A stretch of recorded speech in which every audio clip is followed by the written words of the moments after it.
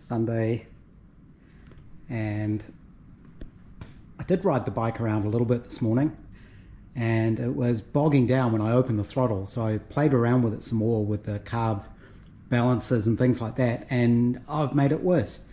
So now it's back to the point where it's not starting, so I have to go back, reset it back to the known starting points and try again, but I've had enough of it for now. It's so close, but it's still not quite right. I think if I try to synchronize the carbs with the little gauges, I go out of whack. So it's probably better just to do it by ear, I think, and by what the plugs look like. So what I was finding with the gauges is, again, you would open the throttle slowly and one cylinder would be in advance of the other. They're pulling evenly, but trying to get that idle screw balanced across both of them is really tricky. And I found trying to use the gauge made it worse. So I'm going to take a break from that. And I'm back on the Riley, which needs some love and some dusting, because that's filthy. That's probably crap coming out the back of the bike. It's also started to surface rust on my bare metal, which isn't unexpected. So what I'm doing is, this is that gauge I got. It's I think it's from a Mark II Jag. It's 2-to-1 ratio, which is what I need, and it's anti-clockwise rotation, which I like. You can get reversing gearboxes and things, but I just like the fact that that's the way they work. They go backwards. This one doesn't have the clock, but that's okay. I've got another clock in there. And also, these are a little tricky to mount. I'll have to mount it with screws through the front, unless I weld on little studs or something, but probably just screws through the front. This was all gummed up when I first got it. Inside here was just basically gummed up. So I left it sitting quite a while, probably a week. I kept coming and putting in a bit more of that croil,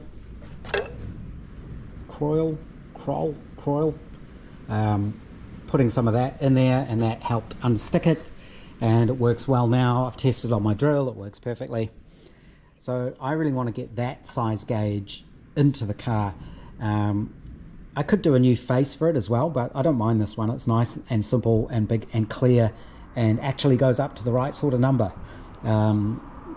For this car, this is kind of going to be the red line, 5,000, 5,200. It'll be around there somewhere. So instead of making a whole new instrument panel, which I can't do because I've run out of 2mm thick aluminium, which is what this is, I thought, well, I've got scraps of 2mm and I've got a TIG welder and just enough talent with TIG welding to think I know what I'm doing. So I might as well just try welding an extra piece on. So I annealed where it had been folded over, so it'd make it soft again, and managed to unfold it, cut it flat, cut a section out, and I'm going to just adjust this basically so that this gauge will go pretty much in there. Be something like that. I need this little cutout for the gear shifter, so you can get your hand up under the instrument panel to get to the gear shift. But I think this will work. That's come out okay. I welded it from both sides. I've been grinding it down and sanding it out. It's a good thing it's 2mm thick. It gives you plenty to sand away. Again, instrument panel, it's not hugely critical. It's just there to hold the gauges. So I think what I will do, I need to check where this fits. So up to that wooden ledge. I just want to make sure that this tab isn't in the way, and I will just reshape this kind of to match, come up and through, and then it's a matter of trimming it, refolding that edge and sanding it all smooth again.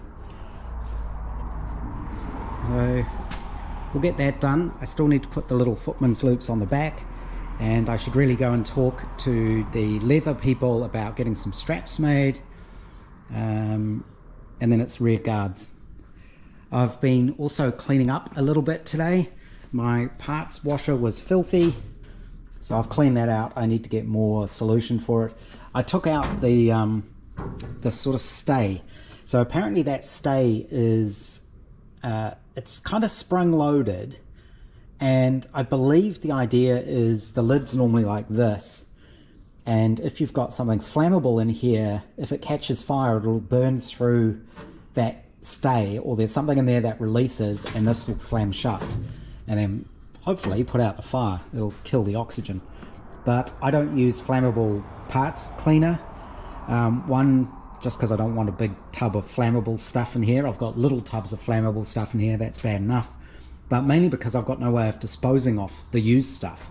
Whereas this mucky water, I probably shouldn't, but I can tip that out in the garden. Just not around any of head gardener's favourite plants.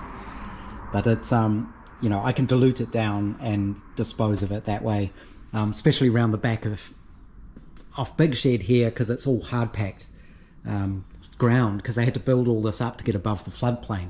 So it's not like that's soil there, it's literally ground up road material. So it's full of oil and crap anyway. So I'll order some more of the plants cleaner stuff. The stuff I used before was Simple Green. It's pretty good, it seems to work pretty well. The water-based stuff's never going to be as good as the solvent-based stuff, but I think what I will do is next time I need to use it, I will get the parts as clean as I possibly can with degreaser outside, and only use this for the final cleaning, because otherwise it just gets full of muck too quickly. So I'm going to mark out where I want this gauge to go. I don't think I can get it on the same center line. It'll be too high up, so it is going to have to be down a bit. So this is where you probably want to put it down a decent amount, so it looks like it's deliberately down a bit and not meant to be in line and just slightly out. I think most people understand what I mean with that. You know, if things aren't perfectly aligned, they'll look really bad, but if they're deliberately not aligned, they look a lot better. Head gardener always tells me off in the garden because I'm trying to make things straight, and she's like, no, it's a garden, just make it all random. So yeah, I think hopefully I've ground this down most of the way and hammered it flat, but what I'm going to do is start cutting the holes and trimming it, because there's no point sanding it all flat and then cutting half of it away. So now I kind of know where it needs to go. I should be able to trim it, fold it, and re-sand it. Everything's in a mess again. I had to use my little air nibbler thing to take out some of the metal around the hole. That thing makes a hell of a mess. Where is it? Don't even know where it is. Might have put it back. But of course it cuts out all these little razor sharp sort of horseshoe things. So I need to vacuum those up before Milo comes in here and eats them, because he does things like that. And of course, where I folded the flange, it cracked. Right where I'd welded it, obviously. I don't think it's because the welds don't have full penetration. I suspect it's something to do with the different aluminium. So the base aluminium is 5005, but the filler rod I'm using is something different. And I wonder what it would be like if I actually used the same material as my filler rod, if it would be stronger. But I think having those two dissimilar metals means it's going to break where that join is. But that's okay, because I've got a welder, so I just welded it back up after I'd folded it. Oh, this is really filthy. But that gives you an idea of what it's going to look like. I still need to sand down the welds, the new welds, and I need to finish cleaning up around the edge. But that's kind of the idea. Yeah, I need a bit of filing and a bit of sanding, and I think that'll all come up fine. I haven't tried it yet, but I'm assuming I can still reach the gear lever and I'm going to end up with a nice big gauge there. I think what I'll do is, because this fits through the panel from behind, I will cut a like a foam gasket, just black foam, just a little bit bigger, and that will hide the gap, because there is a bit of a gap when this is in there.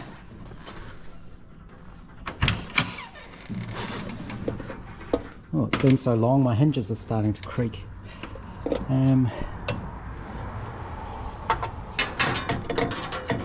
That'll fit up. Oh, it hits the steering bracket just, I think. I did forget about that. So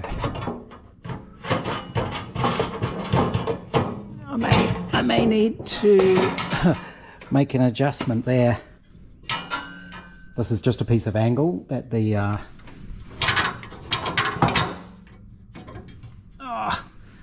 this is why it pays to look behind things before you cut out holes in other things. So that may need a little bit of a scallop in it, just to make space for the gauge, but that should be okay.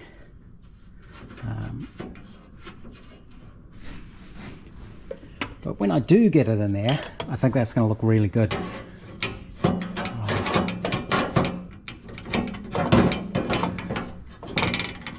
But yeah, you get the idea.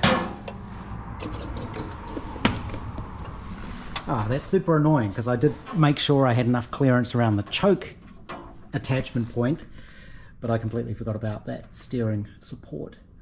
But yeah, like I say, a little bit of clearance there. It's not going to need too much, because it's not that radius all the way through, so I don't need as much clearance as I need on the front of the gauge.